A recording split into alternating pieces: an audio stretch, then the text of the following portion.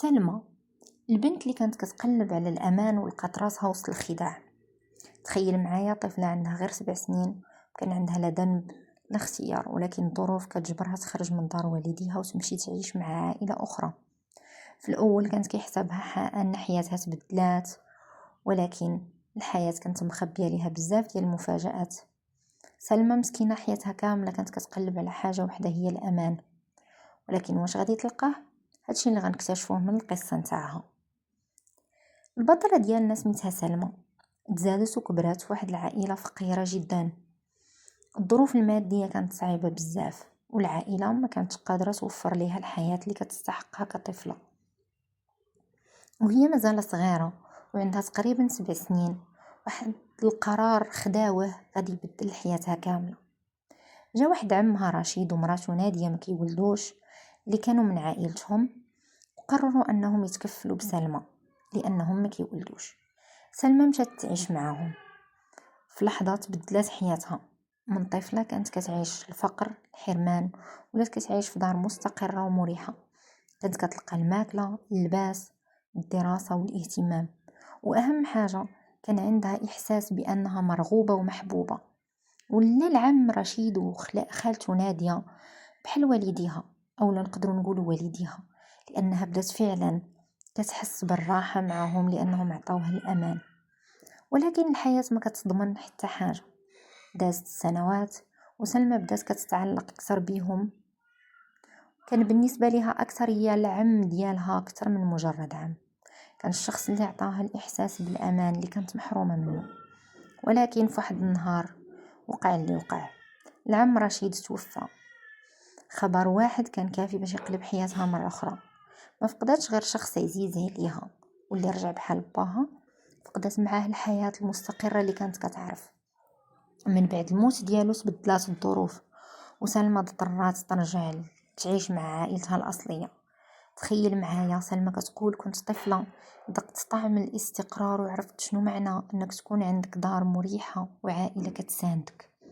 ومن بعد فجأة لقات راسها رجعت لنفس الظروف الصعبة اللي كانت فيها.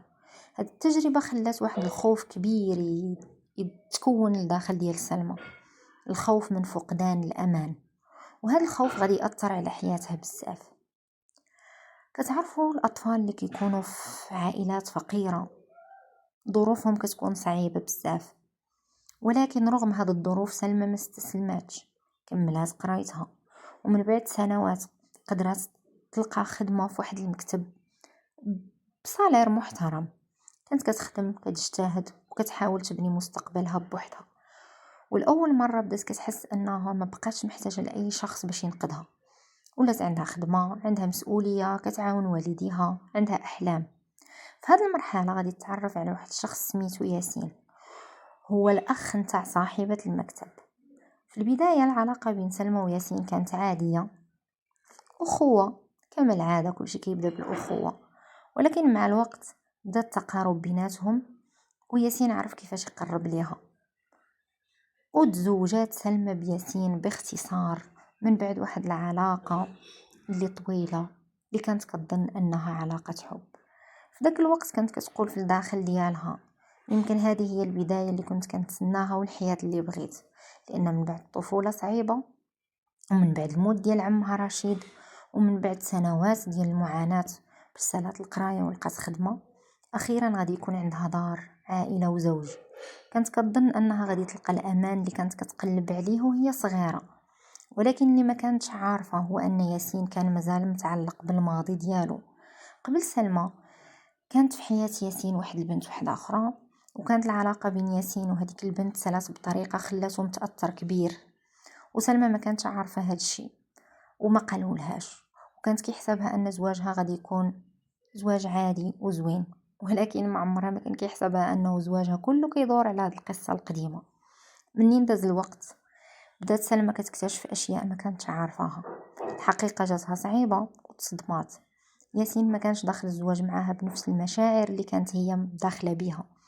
عائلته كانت كتشوف فيها حل للمشكله اللي خلاتها العلاقه السابقه. بمعنى اخر، سلمى ما كانتش هي البدايه الجديده، كانت مجرد محاوله باش ينسى ياسين الماضي ديالو. كانت بحال ضماده للجرح القديم. وجاتها صعيبة. كتقول لأن المرأة اللي دخلت الزواج وهي كتقول أخيرا لقيت الإنسان اللي اختارني، اكتشفت أنه ربما ما كانش الاختيار الحقيقي من الأساس. وهنا بدات دائما داك الأسئلة اللي قالت لك كتاكلها من الداخل. كتقول واش ياسين بصح اختارني ولا غير بغا يتزوج بيا باش ينسى؟ واش أنا عندي قيمة في هاد العائلة ولا لا؟ أسئلة كتيرة كتاكلها بحال السوسة وما كان ليها حتى جواب قادر يريحها. ولكن المشاكل ما وقفاتش هنا. سلمى بدات كتلقى معاملة قاسية من العائلة ديال ياسين. حماتها واخت ياسين كانوا كيزيدوا عليها المسؤوليات. كانت كتخدم، كتتحمل وكتسكت، وكل مرة كانت كتقول يمكن الأمور غادي تتحسن، ولكن ما كيتحسن والو. بالعكس، كل نهار كانت كتفقد جزء من الراحة ديالها. هي دخلت الزواج باش تلقى عائلة، ولكن لقات راسها كتجاهد وكتضارب باش تثبت أنها كتستاهل تكون جزء من هاد العائلة. والمشكل الأكبر أن ياسين ما كانش واقف معاها وما مسوقش. من بعد حملات سلمى، وأي امرأة كتكون حامل كتحتاج الحنان، الاهتمام والدعم، ولكن سلمى عاشت العكس. حتى وهي حاملة ما وقفاتش الإهانات والضغوط. كانت كتعيش واحد المرحلة اللي خاصها تكون من أجمل المراحل في حياتها، ولكن ولات بالنسبة لها مرحلة مؤلمة. كانت كتقول في داخلها شنو درت باش نستاهل هاد المعاملة؟ كانت كتتحمل على ود ولدها، كتقول غير نصبر، يمكن من بعد الولادة كل شي يتبدل. ولكن مرات الانسان كيبقى كيتسنى التغيير حتى كينسى راسو. وسلمى كانت قريبه توصل لهاد المرحله. واحد النهار سلمى فهمات واحد الحقيقه اللي كانت صعيبه. ما يمكنش تبقى كتضحي براحتها وكرامتها باش تحافظ على زواج ما كيحميهاش. فهمت انها ما كانتش محبوبه بالطريقه اللي كانت خاصها تكون محبوبه بها. وفهمات انها ما كانت فقط سوى محاولة لتعويض علاقة ياسين القديمة اللي ما قدرش ينساها.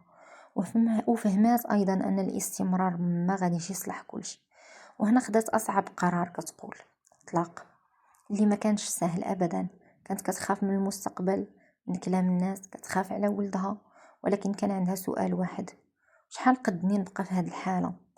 والجواب كانت كتقول ما نقدرش. وقررت تخرج.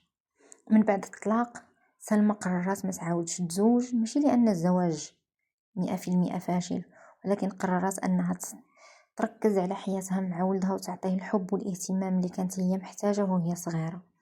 كبر ولدها وكمل قرايته وهي كضرب تمارة، ووصل وقرا طب الأسنان.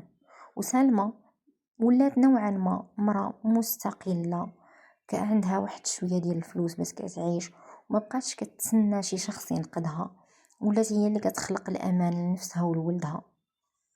وهنا كاينه المفارقه الجميله. سلمى وهي طفله كانت محتاجه شخص يحميها، منين كبرات ولات هي اللي كتحمي. الدروس اللي نقدروا نتعلموا من قصه سلمى: الدرس الاول ان الزواج ماشي هو الامان راه كيعطيه الله سبحانه وتعالى. ماشي حيت الانسان تزوج يعني انه غادي يعيش مرتاح. الأمان الحقيقي كاين في الاحترام، الثقة والمساندة. يمكن تكون متزوج وتحس براسك وحيد، ويمكن تكون بوحدك ولكن مرتاح. درس الثاني: ما عمرك تقبل تكون البديل ديال أي شخص. انت ماشي تعويض، وماشي فاصمة، وماشي شخص مؤقت حتى يداوي شي واحد من الجرح نتاعو. انت كتستاهل انك تكون اختيار حقيقي. الدرس الثالث: الفقر ما عمره ما كيحدد القيمة ديالك كإنسان. سلمى بدات حياتها في ظروف صعبة، ولكن الظروف ما منعتهاش من أنها تقرأ وتخدم وتبني مستقبلها. يمكن ما قدرتش تختار من البداية، ولكنها دارت مجهود باش أنها تحسن حياتها. الدرس الرابع: ما تضحيش بكرامتك باش ترضي الناس. كلام الناس ما عمره ما غادي يسالم.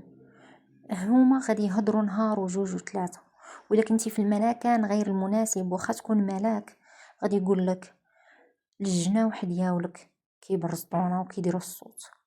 الدرس الخامس: البداية الصعبة ما كتحددش النهاية. ممكن تعيش الفقر كسلمى وتفقد شخص اللي كان مصدر الأمان ديالك، وترجع الظروف صعيبة، ولكن المحاولة ما خلاتهاش تستسلم وخلاتها أنها تنقذ حياتها. في الختام، قصة سلمى كتخلينا نفكروا في واحد السؤال: واش الإنسان خاصو دائما يبقى في البلاصة فين هو، سواء علاقة سواء في الفقر؟ الجواب نتاوما اللي غادي تجاوبوه. وانتوما اللي غادي تحددوه. البداية من جديد صعيبة، ولكن مرات كتكون هي الطريق الوحيد باش تنقذ راسك. سلمى كانت كتقلب على الأمان في الأشخاص، ولكن في النهاية اكتشفت أن الأمان الحقيقي كيبدا من اللحظة اللي وقفات فيها على رجليها وقالت أنا ما مضطراش نقبل هاد الشيء ولا نعيش هاد الشيء.